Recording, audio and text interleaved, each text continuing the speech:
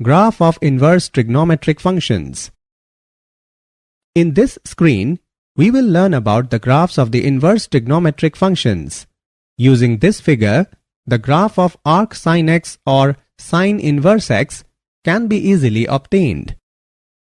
The domain of sin x, that is, the set of inputs, is restricted to the interval minus pi by 2, pi by 2, and the range, that is set of outputs, is minus 1, 1.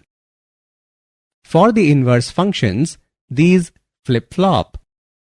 Therefore, we have for arc sin x, domain is equal to minus 1, 1 and range is equal to minus pi by 2, pi by 2.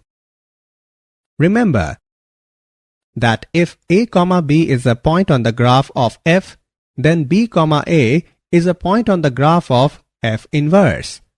This means that the graph of f inverse can be obtained by rotating the graph of f about the line y is equal to x. Using this idea of rotation and by plotting some points, we see this graph of arc sin x.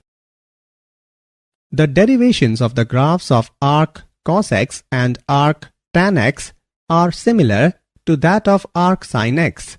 In both instances, intervals must be restricted. For arc cos x, we use the 1, minus 1 piece. On this restricted domain, arc cos x or cos inverse x exists.